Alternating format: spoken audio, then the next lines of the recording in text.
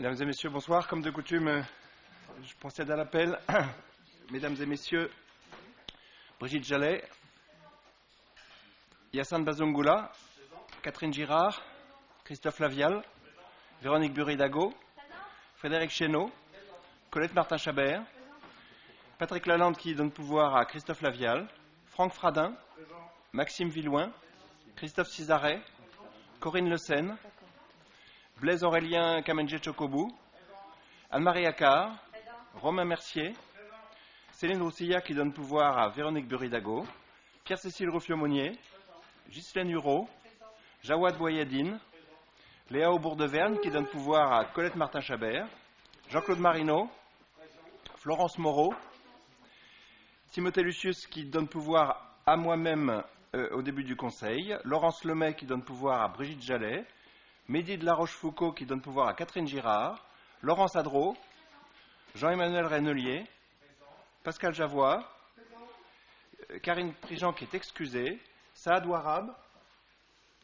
qui donne pouvoir à Jean-Emmanuel Rennelier, Jean-Noël Robin, absent, Christine Bourret, absente, et Philippe Raget, absent aussi.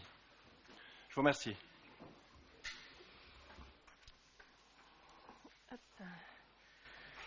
Donc le quorum étant atteint, on va pouvoir démarrer. Il nous faut désigner donc un secrétaire de séance. Monsieur Lucius n'étant pas arrivé, il me semble que c'est Monsieur Mercier. Plaisir. Merci. Avant de démarrer nos travaux, j'aimerais faire un point concernant la crise sanitaire et les contaminations importantes que l'on a ici, mais partout ailleurs, du fait du virus Omicron. La situation sanitaire impacte évidemment l'organisation de la collectivité. Comme partout, dans les entreprises, les commerces, les associations, les collectivités sont évidemment impactées par des absences importantes du fait du nombre élevé des contaminations par le virus et des isolements du coup qui en découlent. Aujourd'hui, donc en janvier, au sein de notre collectivité, c'est 30% des agents qui sont absents.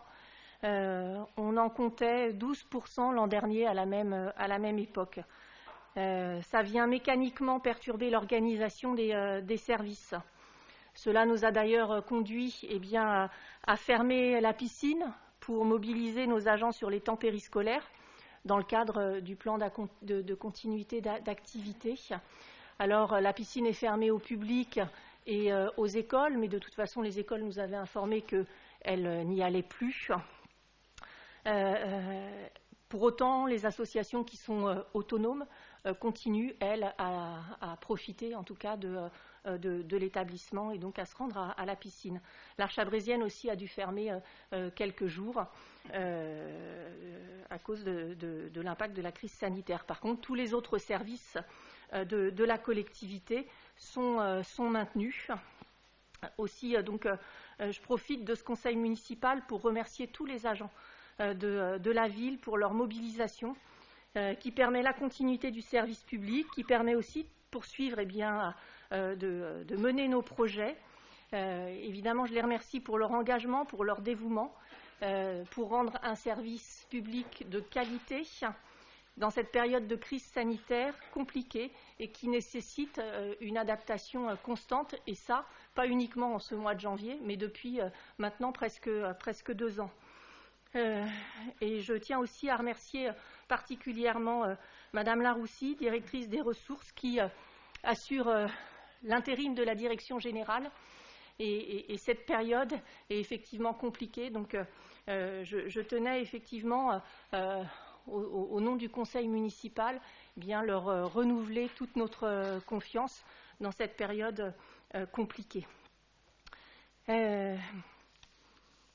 Pour la crise sanitaire, il y a une satisfaction, je le disais, à ce que effectivement nos services soient maintenus. C'est important pour les usagers Et effectivement, on a fait des choix cette semaine de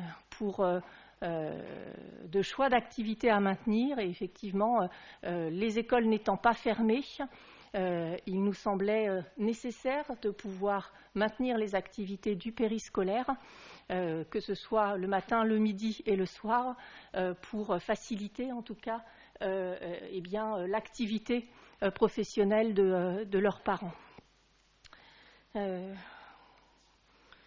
Voilà pour ce point-là.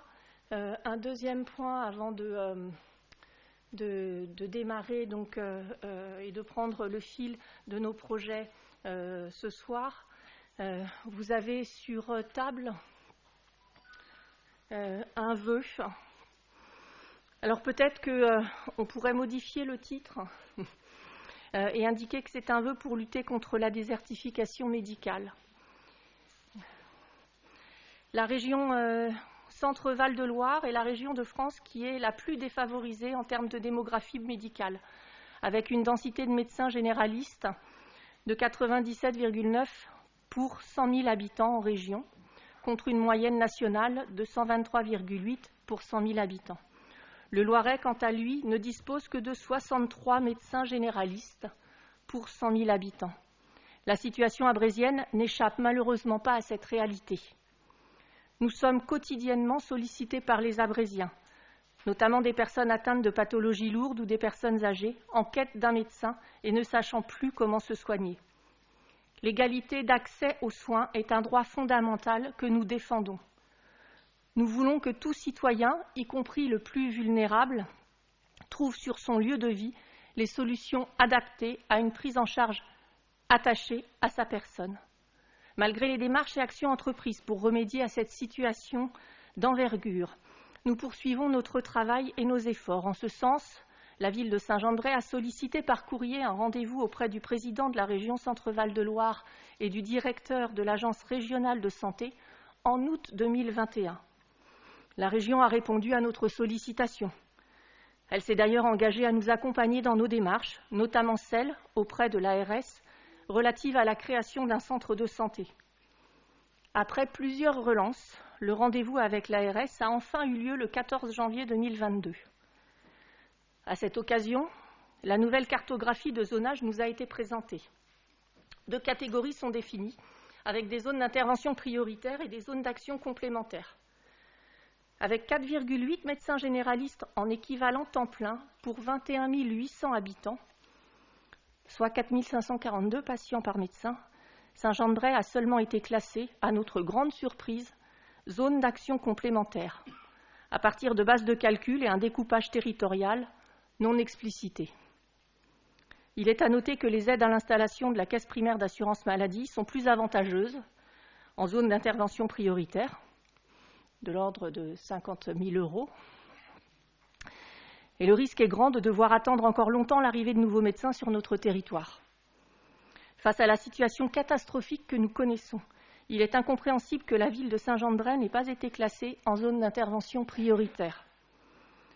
Re-questionner la libre installation des médecins permettrait de gommer les inégalités territoriales. De même, faire évoluer le numerus clausus pour la formation des médecins serait une réponse aux besoins démographiques dans les territoires, tout comme la création d'une faculté régionale, BICIT, et l'universitarisation du CHRO par l'implantation de la formation sur 2 sites en région, à savoir Tours et Orléans. Élus municipaux, nous dénonçons le classement de la commune de Saint-Jean-de-Bray en zone d'action complémentaire et demandons au directeur de l'Agence régionale de santé qu'elle soit incluse dans un périmètre d'intervention prioritaire. Un courrier dans ce sens lui sera adressé dans les jours prochains et nous pourrions envisager d'engager un recours contre l'arrêté de zonage qui sera pris prochainement s'il n'est pas tenu compte de la situation abrésienne. Donc il est proposé ce soir au Conseil de demander au directeur de l'ARS de modifier la cartographie de zonage en plaçant Saint-Jean-de-Bray en zone d'intervention prioritaire, de demander aux parlementaires du département du Loiret de porter au niveau national la question de l'obligation d'installation des médecins et de se joindre à l'appel au Premier ministre lancé par la région Centre-Val de Loire et le Césaire Centre-Val de Loire que vous avez également sur table. Voilà où nous en sommes. Le vœu l'indique, la situation abrésienne est plus que détériorée et les autorités, les institutions compétentes doivent effectivement prendre la mesure de la situation telle qu'elle est aujourd'hui.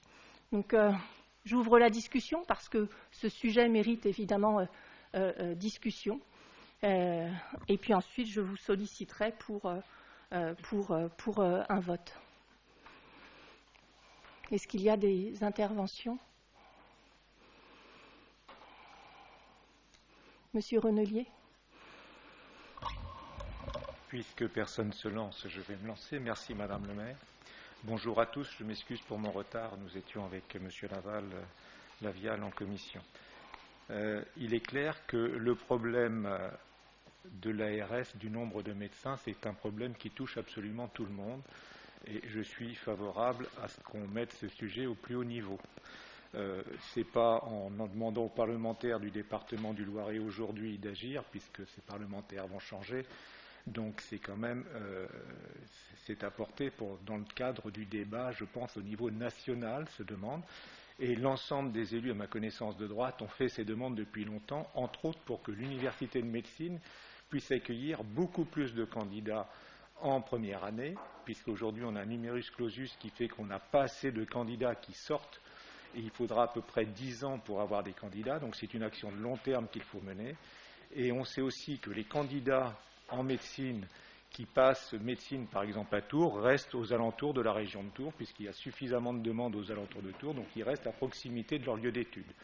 Donc on est favorable à une demande qui soit étendue pour que l'université se délocalise en partie sur Orléans, de l'université de Tours, qui ne soit pas que Tours, pour pouvoir gérer beaucoup plus largement.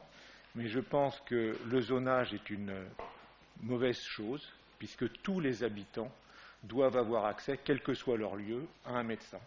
Ce n'est pas une question de zone, c'est une question d'égalité devant du citoyen sur le territoire, me semble-t-il, mais je suis prêt à en discuter avec vous.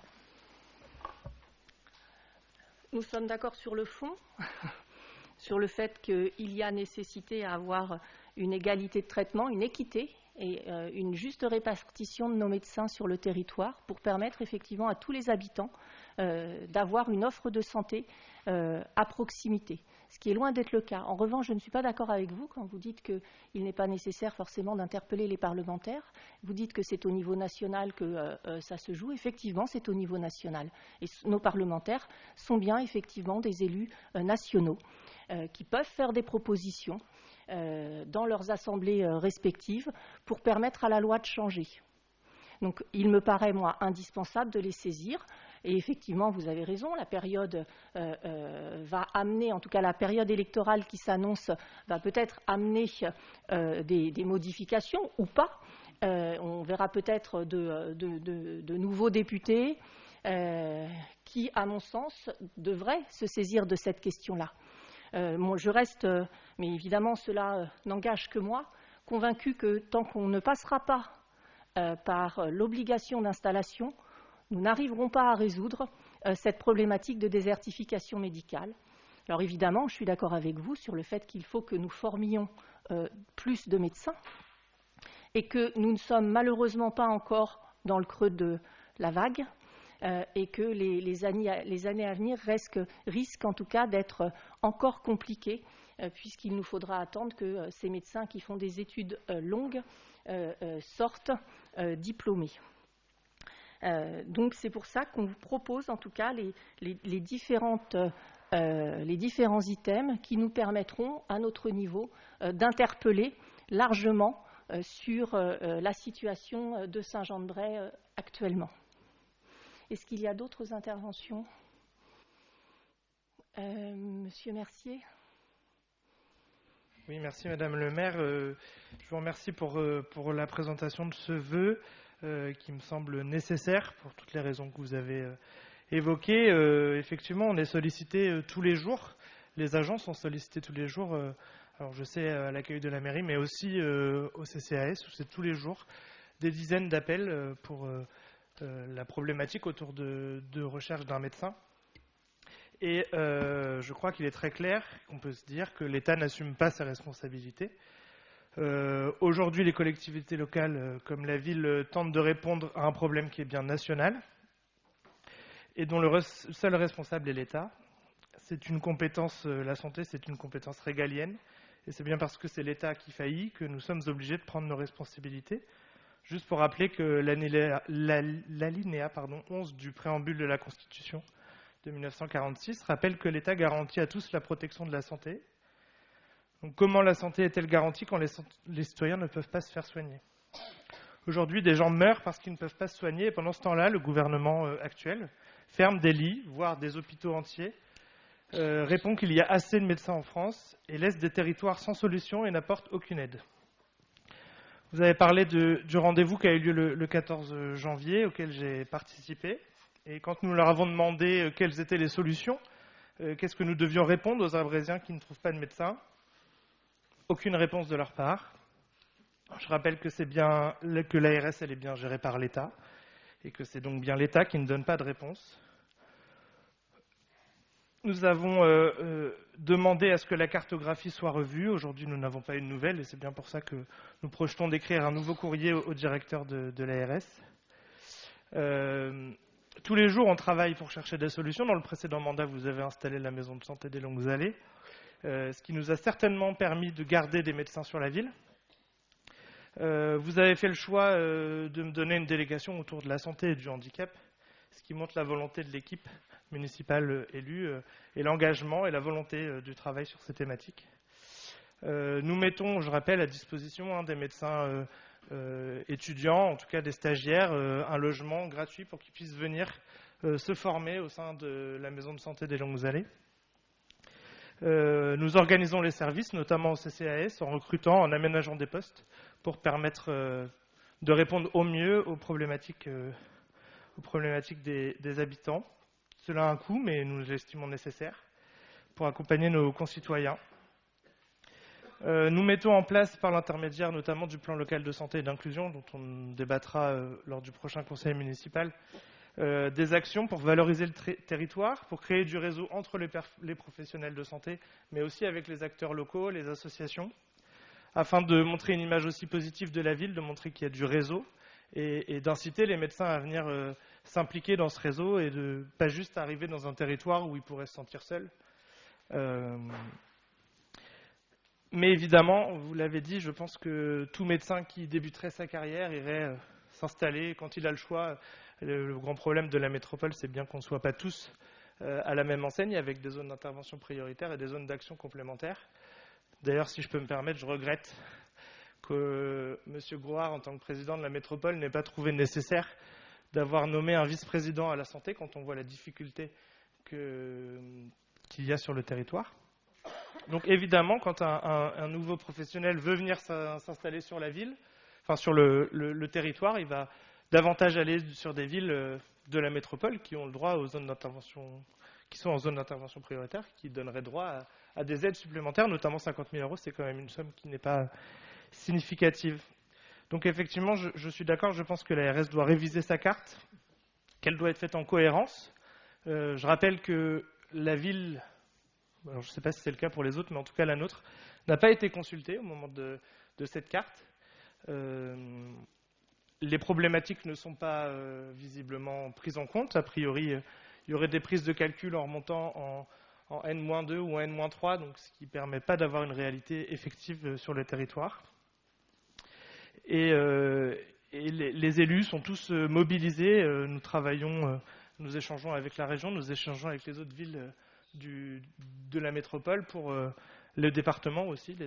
L'appel que vous parlez de la région est signé par les 6 départements de la région. Donc on travaille à trouver des solutions et je crois que ce vœu va dans ce sens et ne pourra qu'appuyer les difficultés que nous rencontrons. Voilà, je vous remercie. Merci. Est-ce qu'il y a d'autres interventions? Monsieur Lavial. Oui, merci Madame le maire, mes chers collègues. Beaucoup de choses ont été dites, je voulais juste rajouter 2-3 petits points. D'abord, je ne crois pas comme le disait M. Regnier, mais d'une certaine manière, Romain, tu m'excuses à l'instant, que ce soit une question de gauche et de droite en l'espèce, à la fois d'ailleurs dans la responsabilité sur la situation globale, par exemple de l'hôpital.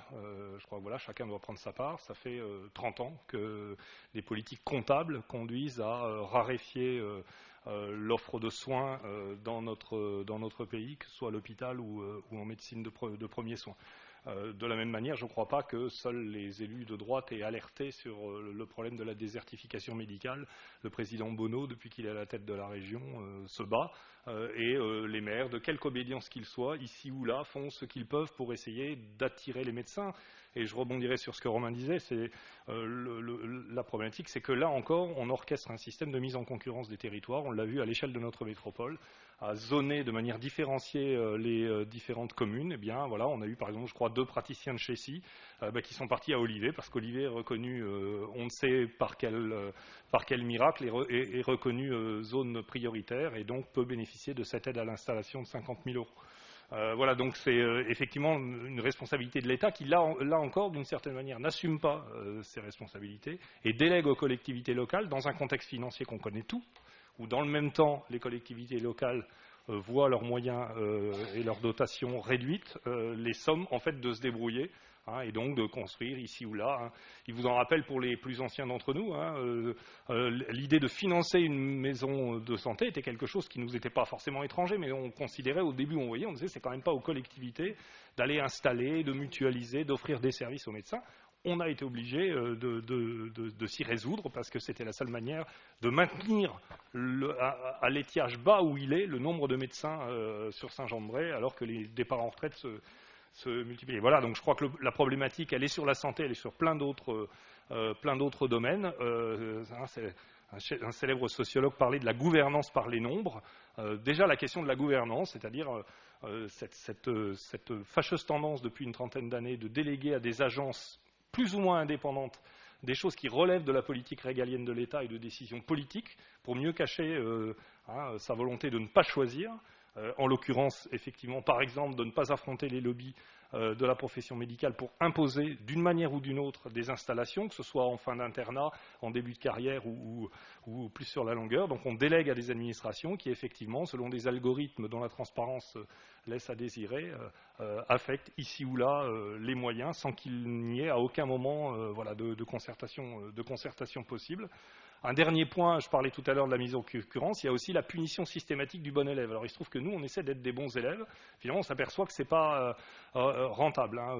On l'avait déjà cité ici dans nos relations avec la métropole. On avait souligné que le fait d'avoir fait des bonnes choses, c'est-à-dire d'avoir développé un potentiel fiscal élevé lié au développement économique de la commune, bénéficiait maintenant intégralement à la métropole et que les reversements pour Saint-Jean-de-Bray n'étaient pas à la hauteur puisqu'ils sont par définition stabilisés. Donc le bon élève était puni. On avait déjà souligné pour notre quartier politique de la ville du Pont-Bordeaux que nous n'étions pas éligibles au dispositif ANRU parce que notre quartier était, insuffisamment grand, insuffisamment dégradé, insuffisamment... Voilà, pourquoi ? Parce que depuis, un demi-siècle presque, en tout cas le développement de Saint-Jean-de-Bray s'est appuyé sur une volonté de mixité au pluriel, et en particulier de mixité sociale, et qu'effectivement, le logement social, nous respectons la loi de ce point de vue-là. Le logement social, on est à, je parle sous votre contrôle, 22-23% de logements sociaux dans la commune, mais il est, diffus. Sur chaque opération d'aménagement que nous faisons, nous mettons du logement social. Donc on fait ce qui paraît être vertueux, et on est pénalisé. Et là encore, j'ai appris donc que l'ARS, elle donne des subventions à l'installation dans les quartiers politiques de la ville.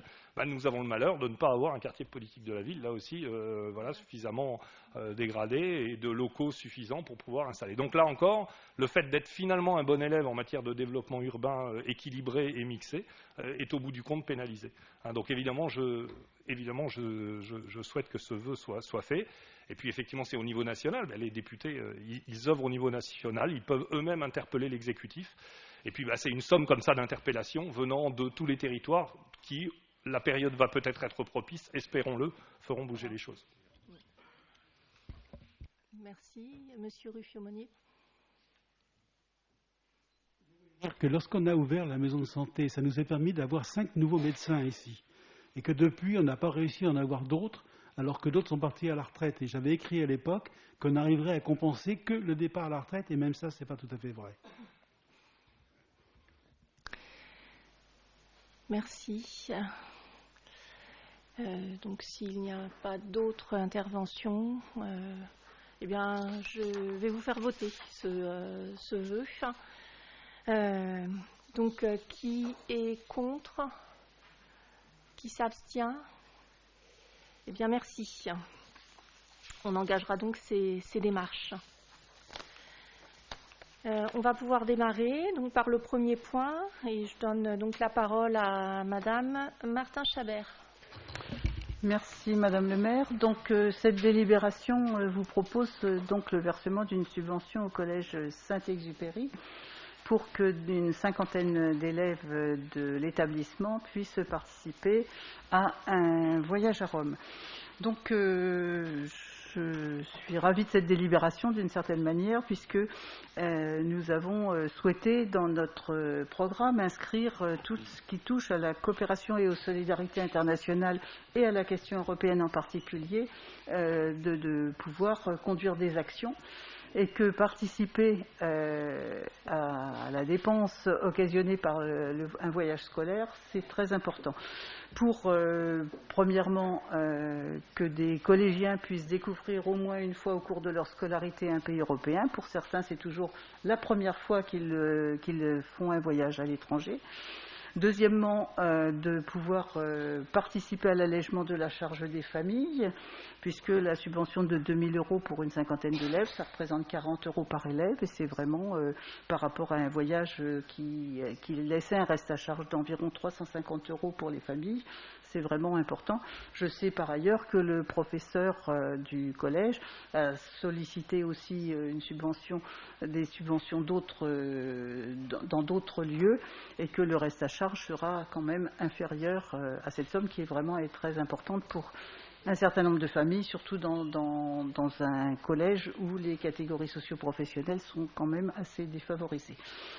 Ensuite, il y a la question de la citoyenneté européenne. Je parlais du voyage en Europe qui est la découverte, mais c'est aussi la question de la citoyenneté européenne. Je sais que quand on remet aux jeunes abrésiens leur carte électorale chaque année, on leur remet un livret du citoyen, mais aussi un livret du citoyen européen. Et c'est vraiment bien, j'allais dire, qu'ils puissent ne pas attendre 18 ans pour faire ces découvertes et qu'on puisse, avec eux, conduire un certain nombre d'actions. Et c'est pour cela que nous avons donc, premièrement, décidé de répondre favorablement à cette demande. Et puis, deuxièmement, les collégiens viendront, après leur voyage, nous présenter le résultat de ce qu'ils ont découvert, nous faire part de la façon dont ils ont vécu ce voyage. Là, pour celui-ci, c'est un voyage à Rome. Nous aidons aussi les jeunes de Coubertin qui partent à Pfullendorf. Bon, depuis 2 ans, c'est quand même un petit peu compliqué et les voyages ont été annulés. J'espère que ça pourra reprendre dès l'année prochaine. Mais pour cette année, il s'agira de Rome. Voilà.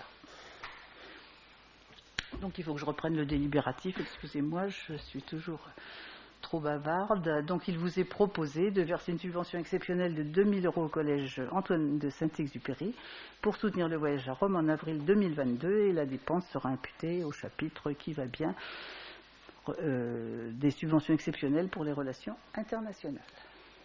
Merci. Est-ce qu'il y a des questions? Monsieur Renelier. Merci Madame le maire.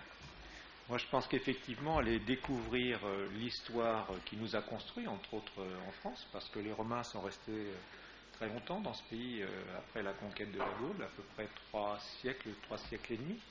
Donc ça fait partie aussi un peu de notre histoire d'aller découvrir Rome.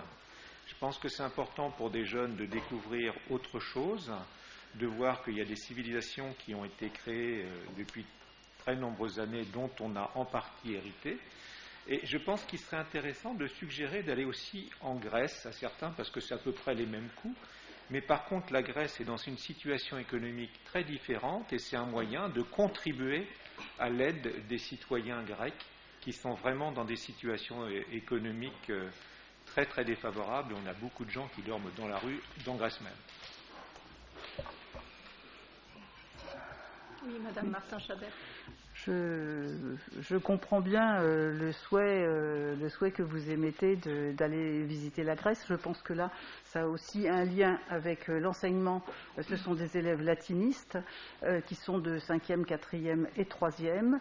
Et que le grec n'est pas enseigné dans tous les collèges du département, enfin dans tous les collèges, que ce soit même dans la France entière. Je pense que pour avoir enseigné le grec, il faut aller au moins à Notolbaï et puis dans d'autres établissements. Et pour l'instant, ils ne sont que latinistes. Voilà. Donc je suis convaincue effectivement de l'importance de la langue latine pour la compréhension d'énormément de choses, que ce soit la question du français, de la langue, de la littérature. Les racines grecques aussi sont très importantes dans tout notre vocabulaire, aussi bien que le latin. Mais pour l'instant, l'enseignement du grec n'est pas à l'ordre du jour dans les collèges, tout au moins dans notre commune. Merci. S'il n'y a pas d'autres questions, donc je soumets au vote. Qui est contre? Qui s'abstient? Merci. Du coup, maintenant, on passe à une convention tripartite avec le département. Monsieur Cizaret. Merci Madame le maire. La ville met à disposition, avec le conseil départemental et le partage des équipements sportifs pour les collèges de la ville. Donc la deuxième délibération et celle d'après portera sur l'autre collège. Cette convention est venue à terme en décembre 2021. Elle est reconduite pour 4 ans. Sur les bases de contributions financières versées selon les barèmes qui sont actualisés au 1er janvier, la piscine, le bassin d'apprentissage fixe, les installations couvertes, les terrains extérieurs. Par contre, par rapport à la convention précédente, nous avons rajouté l'ensemble des équipements sportifs de façon à pouvoir pallier à des problématiques d'attribution de locaux en fonction des contraintes sanitaires, et de façon à pouvoir favoriser donc toute la facturation. Donc c'est ça qui change par rapport aux conventions précédentes. Donc après avis favorable de la commission compétente, il est proposé au conseil municipal d'autoriser Madame le maire à signer la convention avec le conseil départemental et le collège Antoine de Saint-Exupéry relative à l'utilisation des équipements sportifs. Merci. Est-ce qu'il y a des remarques? Non, s'il n'y en a pas. Donc je passe au vote. Qui est contre? Qui s'abstient? Merci. Donc l'autre convention tripartite. Donc la petite sœur en changeant Saint-Exupéry par Pierre de Coubertin.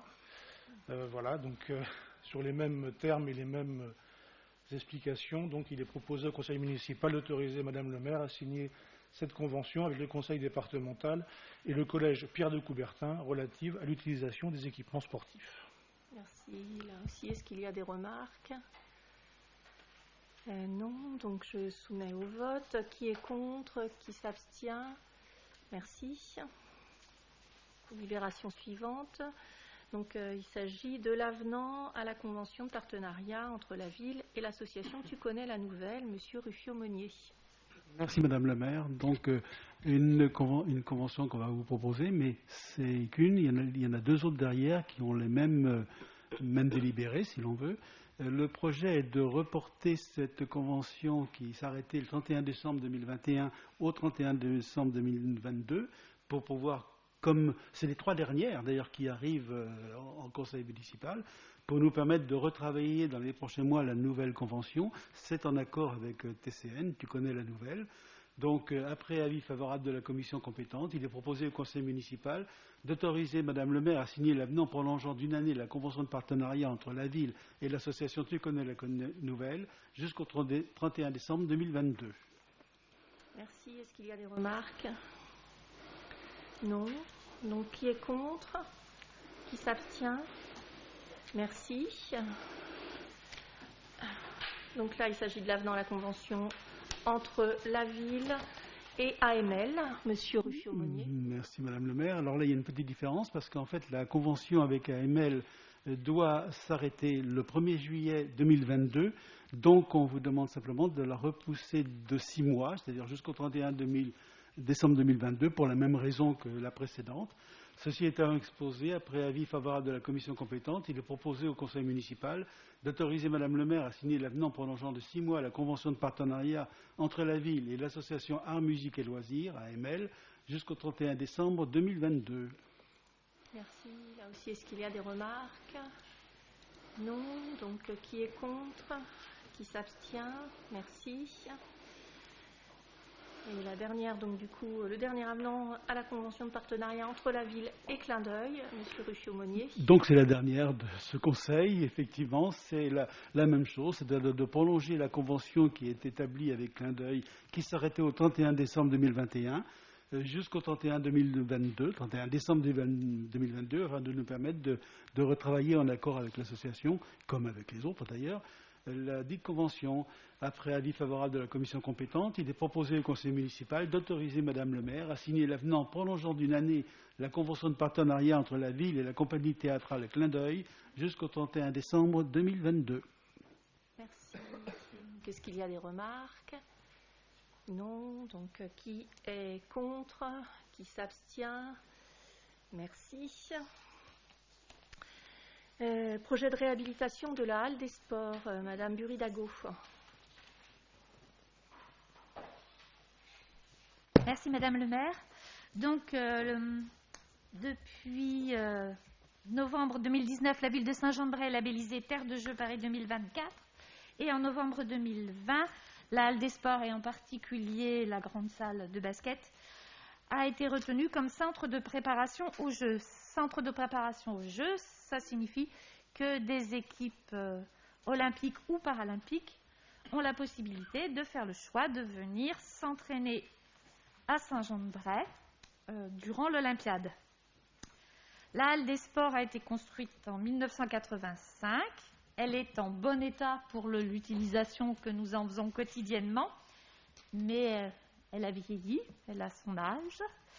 En particulier le parquet qui n'a plus les caractéristiques requises pour le haut niveau en termes d'amorti. L'accessibilité de la halle des sports sur les 3 niveaux n'est pas réalisée, puisqu'il y a des escaliers partout. Et l'éclairage est grand consommateur d'énergie. Donc, le fait d'avoir été choisi comme centre de préparation aux Jeux est une opportunité pour remettre l'équipement à niveau, puisqu'il y a de nouveaux financements qui sont possibles grâce à Paris 2024.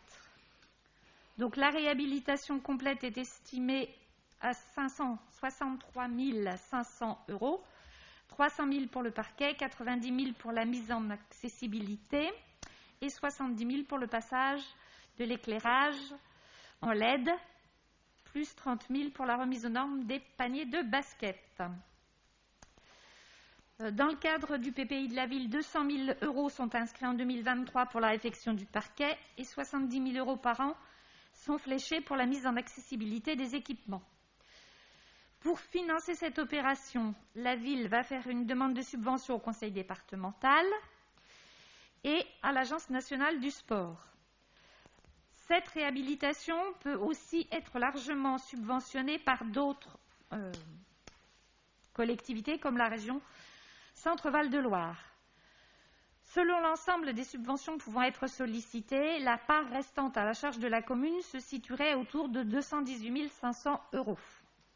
Donc, elle serait inférieure aux prévisions budgétées de 2022 à 2026 pour cet équipement, ce qui nous permettra de remettre aux normes d'autres équipements.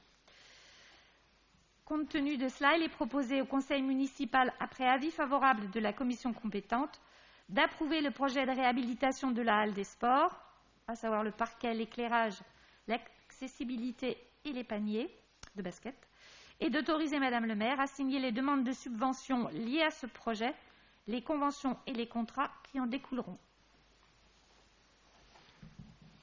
Merci. Est-ce qu'il y a des interventions? Non? Monsieur Renelier?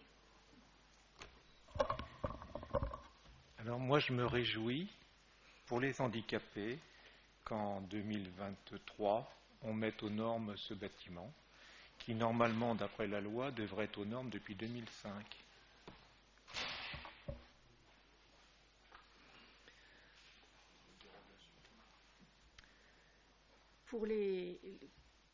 Il y a effectivement le cadre de la loi et il y avait évidemment des dérogations qui permettaient aux collectivités propriétaires des bâtiments de pouvoir justement envisager et prévoir des travaux lourds, puisque nous ne sommes pas les seuls à avoir des bâtiments qui sont plus anciens que cette loi et qui de fait n'étaient pas complètement aux normes. Il y a effectivement dans notre programme d'investissement une planification de travaux qui permet en tout cas d'envisager les travaux dans nos bâtiments pour les mettre aux normes au fur et à mesure. Là, l'occasion, on saisit l'occasion qui se présente de pouvoir engager des travaux importants au sein de la halle des sports, puisqu'il y a des financements qui sont justement destinés, dans le cadre de Terre de Jeux 2024, à remettre aux normes les équipements en vue de cette grande manifestation qui est prévue sur le territoire national en 2024. Donc, moi, je suis ravie que ce soit saisi de cette opportunité pour pouvoir avoir un équipement qui soit d'une mise aux normes, parce que vous avez raison, Monsieur Renelier, c'est indispensable que on permette l'accueil des personnes en situation de handicap dans l'ensemble de nos bâtiments publics. Donc là, ce sera chose faite. En tout cas, on espère avoir un maximum de subventions pour pouvoir opérer les travaux. Merci. S'il n'y a pas d'autres réactions, je soumets au vote. Qui est contre? Qui s'abstient? Merci. Donc maintenant, il s'agit de la modification des statuts du CIRCO. Monsieur de la Fournière. Merci Madame le maire. Comme nous l'avons vécu en commission, c'est une délibération purement de forme. Revoir les statuts du CIRCO, très en lien avec la sortie de boue et un toilettage lié à l'histoire du CIVU, alias CIRCO. Donc on a eu un débat en commission qui montrait que il y a beaucoup d'articles, comme vous le voyez sur la délibération proposée, qui glissaient d'un étage, qui descendaient, façon de parler. Et puis, au-delà de ces modifications très très à la marge, je m'empresse de répondre aux questions posées en commission par M. Renelier. Il y avait deux questions qui étaient posées. La première question, qu'est-ce qu'il pouvait advenir en cas d'entrée, sous votre couvert, M. Renelier, mais en cas d'entrée d'une nouvelle commune dans le CIRCO, que se passait-il par rapport à l'entrée de nouveaux personnels ou pas? Alors, c'est difficile de répondre aujourd'hui. Ce qui est sûr, c'est que à la moindre demande de participation d'entrée comme de sortie d'ailleurs du CIRCO, la situation serait étudiée à ce moment-là, mais qu'on ne peut pas savoir aujourd'hui ce qu'il en serait. Au passage, nous avions évoqué en commission le fait que la sortie de boue à l'échelle de 2% de l'activité n'induisait pas de réduction de l'équipe du syndicat intercommunal. Et puis la deuxième question, c'était la capacité de désendettement du syndicat intercommunal. Elle est précisément de 7,69 années. L'encours de la dette sur la CAF donne une capacité de désendettement de 7,7 années. Voilà, j'espère avoir répondu à vos questions, Monsieur Renelier.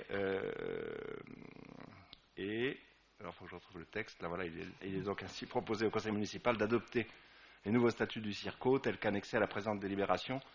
S'il faut l'ajouter, les 4 communes concernées doivent proposer au vote de leurs conseils respectifs l'adoption de ces nouveaux statuts. Merci. Est-ce qu'il y a des questions? Monsieur Renelier. Je ne voudrais pas monopoliser les questions, Madame le maire. Dans la délibération, enfin au moment de la commission, il y avait une question qui avait été soulevée. Il avait été dit que nous referions un deuxième document ultérieurement pour prendre en compte les aspects justement de sortie. Est-ce que c'est toujours le cas ou est-ce que c'est le document définitif? Monsieur de la Fournière. Je crois avoir expliqué au moment de la commission que c'était un sujet de travail en cours, que nous n'étions pas prêts aujourd'hui à proposer ça. Courant 2022, nous pourrons en reparler parce qu'il faut que nous soyons plus précis sur cette question. Mais je croyais avoir été clair en commission. Merci. Est-ce qu'il y a d'autres remarques? S'il n'y en a pas, Monsieur Renelier. Donc moi je pense qu'il est urgent d'avoir un document qui soit complet, donc je vais m'abstenir sur ce document pour ces raisons-là. S'il n'y a pas d'autres remarques, je soumets au vote. Qui est contre? Qui s'abstient? 3. Merci.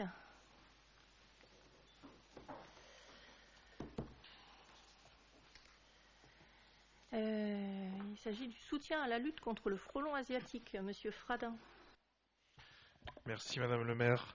Oui, donc nous avions déjà pris une délibération lors du conseil municipal du 4 juin 2021, donc pour l'année 2021, pour aider les Abrésiens à la destruction des nids de frelons asiatiques. Donc petit rappel, donc le frelon asiatique a été introduit de façon accidentelle en 2004 dans le Lot-et-Garonne et puis donc depuis 2004 a progressé dans toute la France puisque aujourd'hui donc il est installé dans toute la France métropolitaine à l'exception de la Corse. Au travers de ce soutien financier, donc la ville souhaite aider donc les habitants à détruire les nids de frelons asiatiques sur l'ensemble du territoire abrésien. L'objectif étant de protéger les abeilles, puisque le frelon asiatique est un amateur d'abeilles, adore stationner devant les ruches et attraper les abeilles quand elles rentrent ou quand elles sortent de la ruche. Donc les apiculteurs ainsi que notre association abrésienne, l'abeille abrésienne, donc a observé, a constaté des diminutions de nombre d'abeilles dans les ruches à cause de cette espèce envahissante et nuisible. Voilà. Quelques chiffres donc sur l'année 2021. Donc nous avons eu 7 dossiers qui ont été déposés au niveau de la mairie pour demander une aide à la destruction. Donc 4 ont été instruits avant le 31 décembre 2021 et 3 au titre de l'année 2021 le seront après le vote de cette délibération. Sur l'espace public, nous avons seulement fait détruire un seul nid de frelons asiatiques qui était situé au niveau du stade Marcel Thomas au Petit Bois. Voilà, donc juste pour vous dire que la petite modification par rapport à la délibération que l'on a pris l'an passé, c'est qu'on ne fait plus référence aux entreprises donc signataires de la charte Fredon, parce que ça a limité fortement le nombre d'entreprises, puisqu'il n'y en avait qu'une dans le Loiret. Donc voilà, et que la plupart du temps, les Abrésiens et même la ville ont fait appel à d'autres entreprises qui sont bien évidemment agréées pour la destruction soit de nids de guêpes, soit de nids de frelons européens ou de nids de frelons asiatiques. Donc voilà, c'est la seule modification par rapport à la délibération et au règlement que l'on a voté l'année dernière. Donc voilà, donc après avis favorable de la commission compétente, donc il est proposé au conseil municipal d'approuver donc la mise en œuvre d'une participation financière à hauteur donc de 50% de la ville de Saint-Jean-de-Bray à la destruction des nids de frelons asiatiques pour l'année 2022, selon les conditions détaillées dans le règlement qui est annexé donc à la présente délibération. Et après étude des dossiers constituants en 2021, de participer financièrement, le cas échéant, à ces demandes d'aide n'ayant pas fait l'objet d'un traitement au 31 décembre 2021. Donc, comme je vous l'ai dit, il y a 3 dossiers. Voilà. Merci. Est-ce qu'il y a des remarques? Oui, Madame Martin-Chabert. Juste pour dire qu'on apprécie les mots latins dans les délibérations.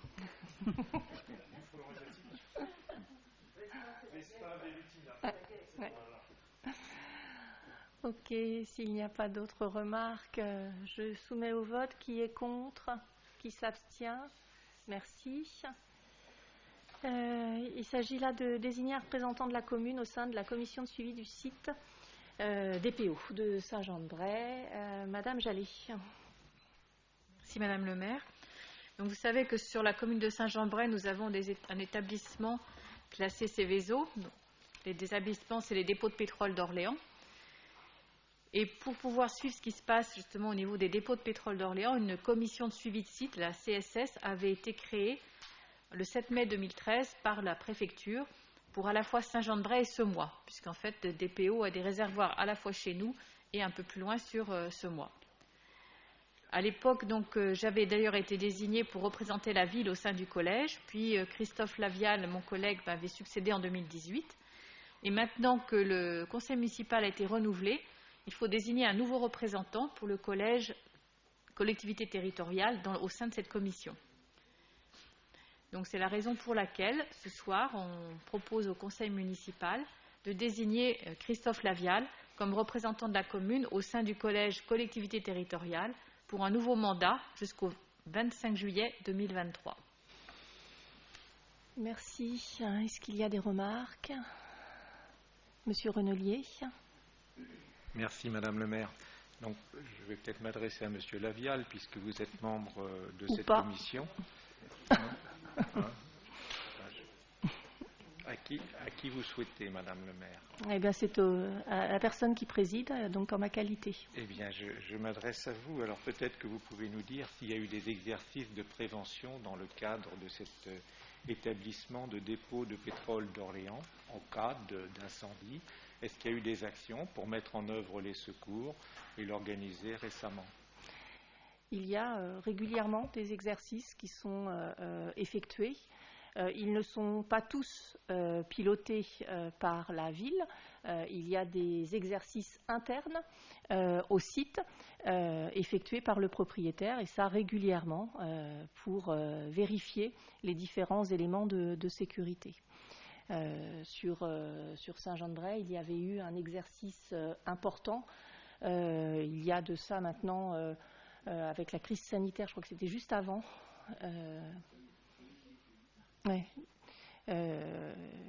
Fin 2018. Fin 2018, un exercice important où là, effectivement, la ville, les services d'État avaient été mobilisés. Et c'était aussi pour tester la réorientation des flux routiers en cas d'alerte. Monsieur Marino. Juste un mot sur le sujet. Je participe à des travaux sur la métropole, sur la prévention et sur les risques.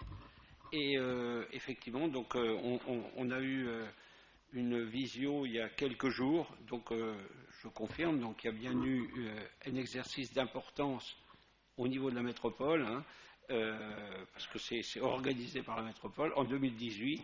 Et vraisemblablement, il sera organisé, non pas en 2022, mais en 2023, une nouvelle prévention, enfin une nouvelle sur le site, en 2023. Monsieur Lavial. Et juste pour repréciser que, Madame le maire, Pour repréciser que dans le cadre de cette commission, donc il y a tout ce qui est évoqué, des exercices de prévention, mais que pour l'essentiel, il s'agit d'une commission qui suit le développement des travaux de mise en sécurité du site. C'est maintenant une histoire qui dure depuis plusieurs années, Brigitte Jalel l'a rappelé. Il a fallu dans un premier temps définir le périmètre pertinent. Et le périmètre pertinent était au départ compliqué parce qu'on est en pleine zone industrielle et que ça a impacté beaucoup d'entreprises de la zone industrielle Archimède et des Châteliers. Ça a exigé quasiment que toutes les entreprises déménagent, donc c'était évidemment économiquement pas tenable. Et donc ensuite, il y a eu des négociations entre l'ensemble des parties, à la fois l'État, la préfecture, donc les différentes collectivités locales et puis les entreprises qui gèrent le site DPO, pour mettre en sécurité, doubler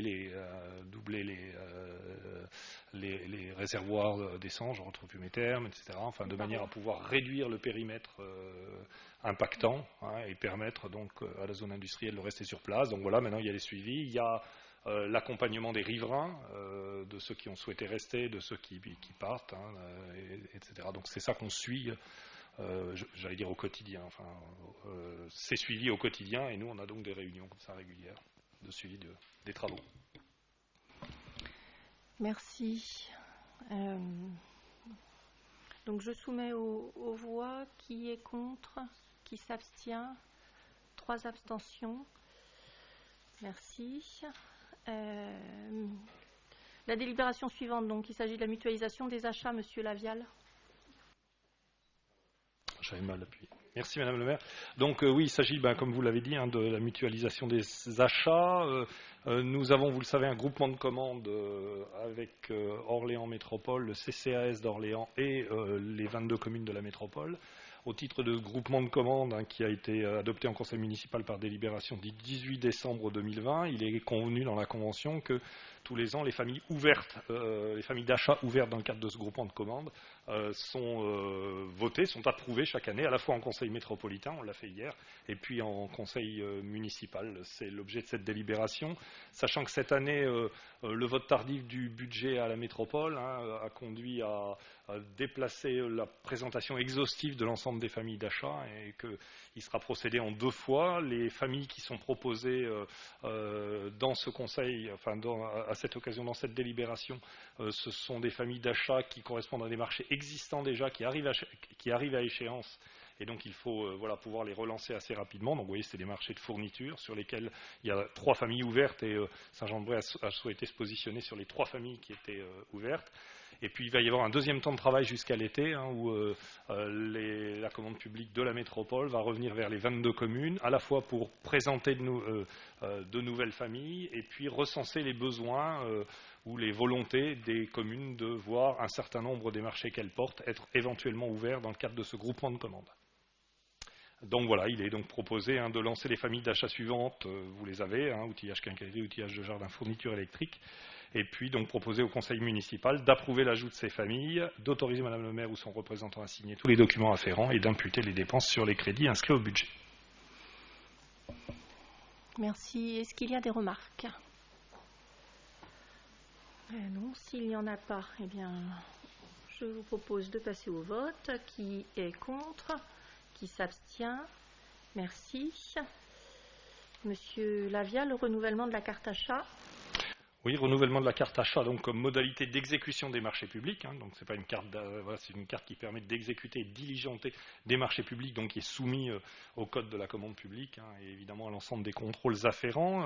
On rappelle dans la délibération qu'en avril 2012, donc la commune avait contracté auprès de la caisse d'épargne la solution carte achat pour une durée de 3 ans. On arrive donc à échéance de ce contrat et donc il est proposé de reconduire cet outil de commande et de paiement de fournisseurs qui sont sélectionnés en amont sur la base de marchés publics, et donc de renouveler la convention avec la Caisse d'épargne de Loire-Centre dans les conditions financières qui sont rappelées.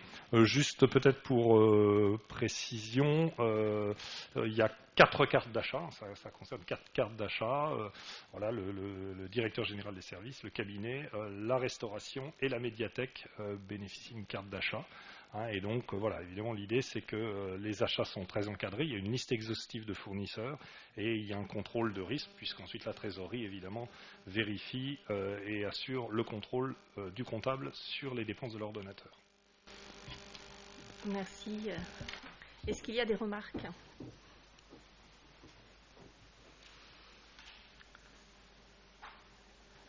Non. Donc, il s'agit donc d'approuver le renouvellement de la convention et donc d'autoriser la signature de la dite convention pour 3 ans. Donc, qui est contre? Qui s'abstient?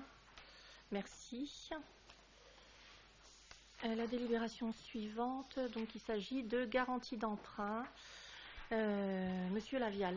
Oui, donc on a une série de délibérations sur des demandes de garantie d'emprunt, les délibérations 13, 14, 15.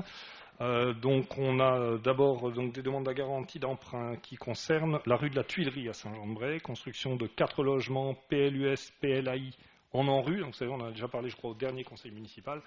Ce sont dans les politiques de rénovation urbaine, on détruit certains logements à certains endroits et ensuite on subventionne les bailleurs sociaux pour qu'ils aillent reconstruire une part de ces appartements ou de ces logements détruits dans des zones moins denses ou des zones pouvant accueillir du logement social. Et donc il y a des prêts bonifiés dans ce cadre-là. Et puis rue de la Tuilerie également, construction de 8 logements par Valoir Habitat toujours, en PLUS, PLAI également, mais là sans le soutien en rue. Donc ça, c'est les 13 et 15. Et puis la délibération 14, c'est toujours Valoir Habitat. Là, on est avenue du Général Leclerc et c'est la construction de 7 logements PLAI, PLUS. Les conditions des prêts sont précisées dans les contrats de prêt qui sont annexés. Donc vous voyez qu'on a systématiquement 4 lignes de prêt, voire 5. On a le foncier et l'habitat. Donc on a des PLAI foncier, PLAI logement, PLUS foncier, PLUS logement, plus des prêts CDC, des prêts PHB et des prêts booster. Les conditions de taux, c'est du taux indexé du taux fixe, indexé sur le livret A. Livret A moins 0,2 pour le PLAI. Un PLAI, je rappelle, ce sont les prêts locatifs aidés d'intégration qui sont attribués aux locataires en situation de grande précarité, donc qui sont particulièrement subventionnés. Donc on est à livret A moins 0,2, c'est-à-dire qu'on est à un taux de 0,3% en ce moment. Les PLUS, là, ce sont les prêts locatifs à usage social, donc correspond aux locations HLM, donc, pour faire vite. Là, on est sur des conditions de taux livret A plus 0,6. Et puis les prêts boosters, le PHB est à 0% et le prêt booster à 1,1%.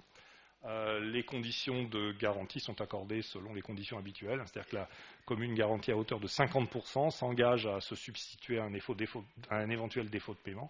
Les 50% restants sont accordés, la garantie est accordée par la métropole au titre des délégations de droit à la pierre. D'ailleurs, nous en avons voté toute une série hier. Voilà, je crois que j'ai dit pour l'essentiel. Et je rappelle, comme l'adjoint aux finances d'Orléans, vice-président aux finances de la métropole, que jamais les collectivités locales n'ont été appelées à se substituer aux bailleurs sociaux dans le cadre de ces garanties. Merci. Est-ce qu'il y a des remarques ou des questions? Non. Donc, pour la délibération du coup 13, je soumets aux voix. Qui est contre? Qui s'abstient? Merci. Pour la délibération 14, qui est contre? Qui s'abstient? Merci. Et pour la délibération 15, qui est contre? Qui s'abstient? Merci.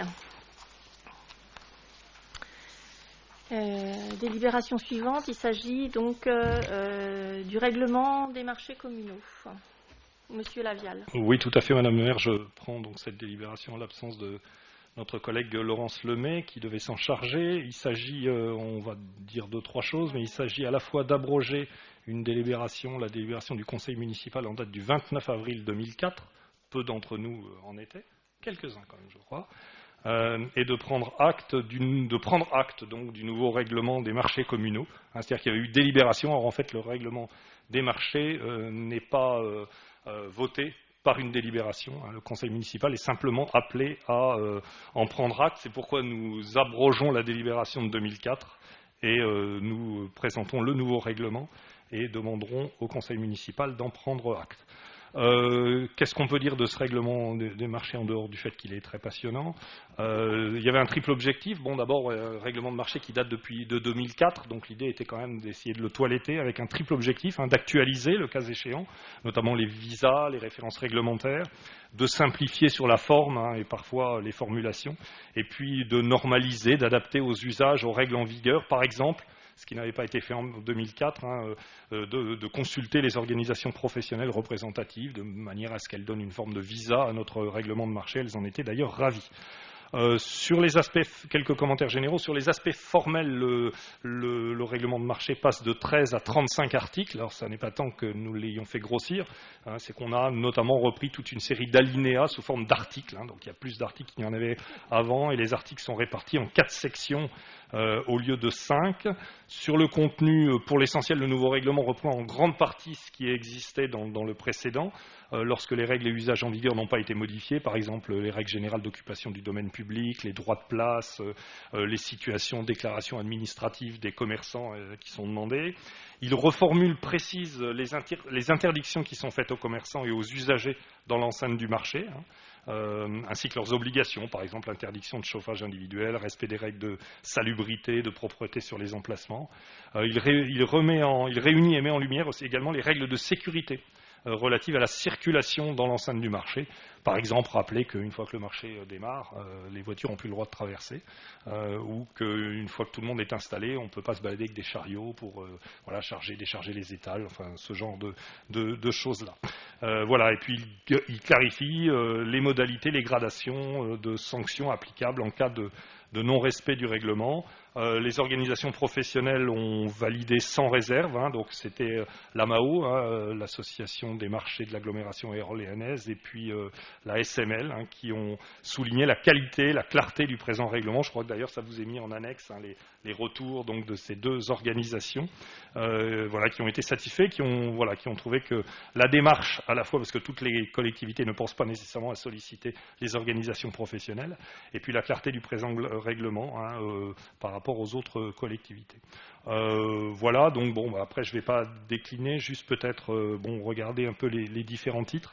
Après les dispositions générales dans la section 1, vous avez donc une section 2 sur l'attribution des emplacements et comment, sous l'autorité de Madame le maire, sont attribués les emplacements, notamment en fonction du commerce exercé, des besoins du marché, du moment de la demande, etc. Les types d'emplacements, les types d'attribution à l'abonnement ou à la journée.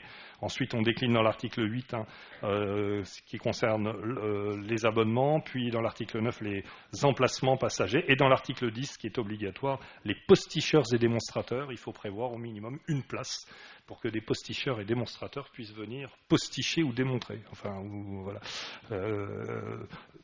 Ensuite, on précise le métrage limité, les dépôts de candidature, l'ensemble des pièces à fournir, parce qu'évidemment, les professionnels doivent être en règle pour pouvoir établir leur étal sur notre marché. Ensuite, on a une section 3 sur la police des emplacements. On rappelle l'attribution à caractère précaire et révocable par Madame le maire de tout emplacement, notamment lorsque et on précise dans quel cas il peut y être mis fin. On précise ce qui se passe lorsque l'emplacement est inoccupé. On décline. Je ne vais pas vous faire tout le. Il fut un temps où on lisait en intégralité les règlements du cimetière. J'éviterai de lire en intégralité le règlement du marché. Donc évidemment, toute occupation du domaine privatif du domaine public est assujettie au paiement des droits de place, et nous votons d'ailleurs de temps en temps les rénovations. On est un des marchés les moins chers, parce que c'est pas le but. Donc c'est une tarification au mètre linéaire. C'est le placier qui est, en l'occurrence la placière, qui est en charge de la perception des droits de place, et la perception se fait de manière différente selon qu'on est abonné ou qu'on est à l'ajout. Ensuite, la section 4 est donc la section relative à la police générale. Et on rappelle les interdictions. Donc évidemment la circulation des véhicules ou des bicyclettes, je l'évoquais tout à l'heure, lorsque le marché se tient. Pour les commerçants, il y a toute une série d'interdictions, d'aller au-devant des passants, par exemple, pour leur offrir les marchandises, d'utiliser de manière abusive des appareils sonores, etc. etc. Pour l'ensemble des usagers, je souligne pour nous tous, je rappelle pour nous tous, qu'il est interdit, par exemple, dans l'enceinte du marché, la distribution de tracts prospectus et journaux, sauf dans le cas d'une animation commerciale du marché. Donc nous allons rentrer à nouveau en campagne électorale.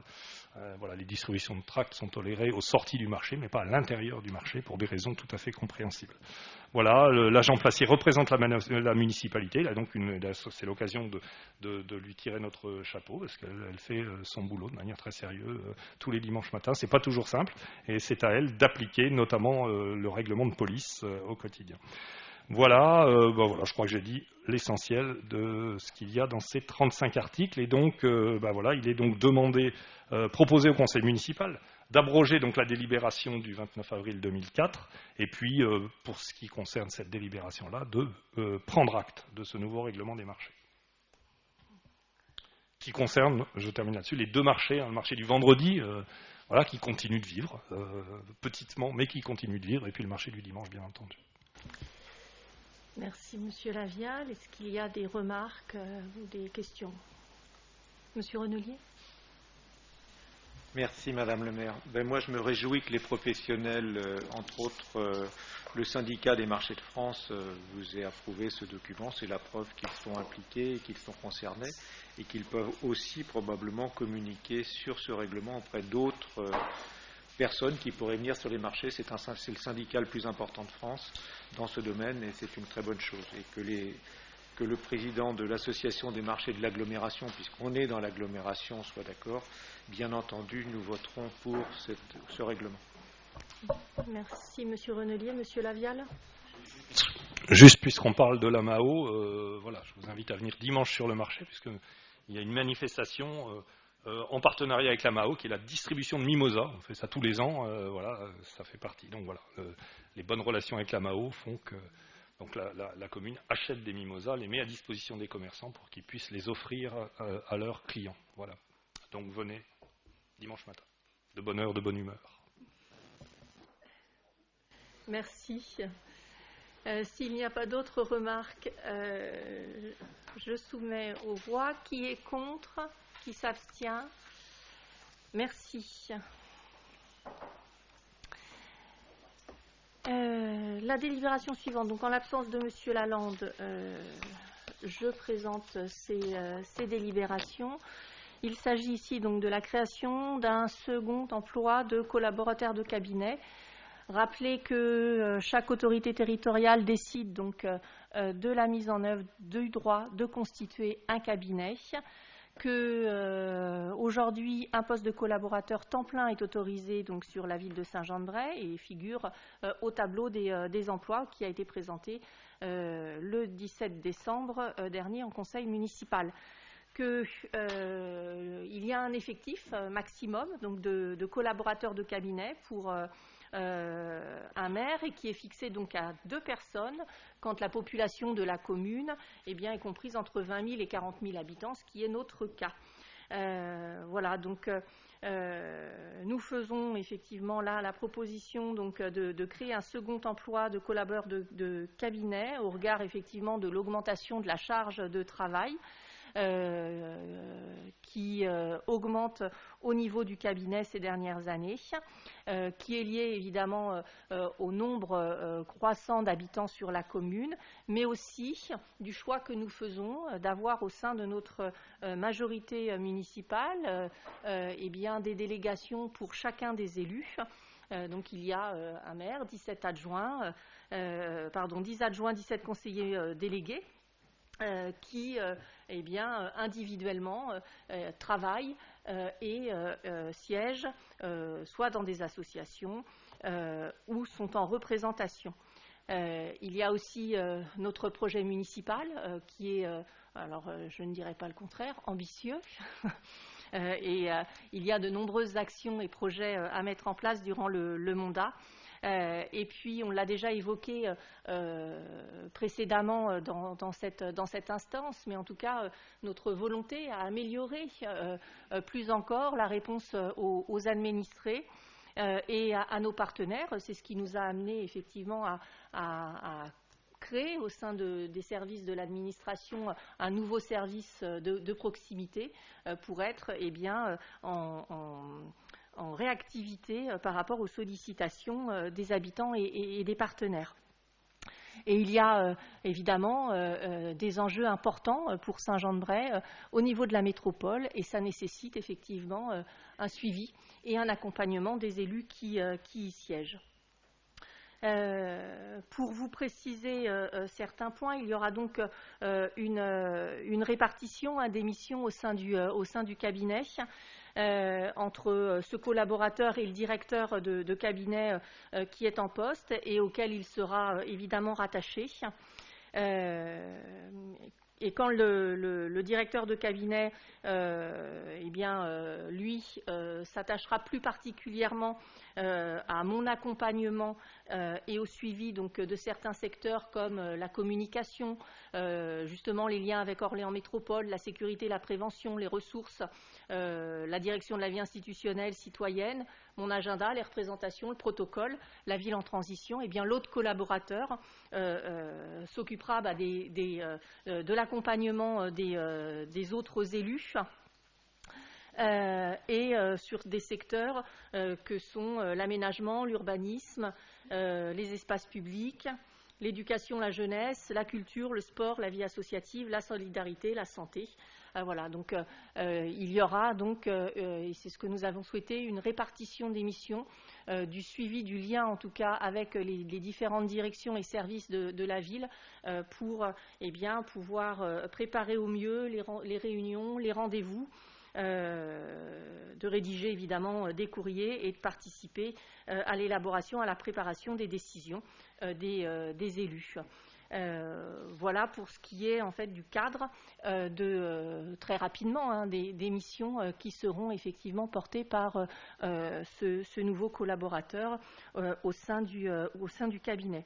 Donc il est proposé ce soir de créer un deuxième emploi de collaborateur de cabinet à temps plein et d'inscrire au budget les crédits nécessaires pour me permettre l'engagement de ce deuxième collaborateur.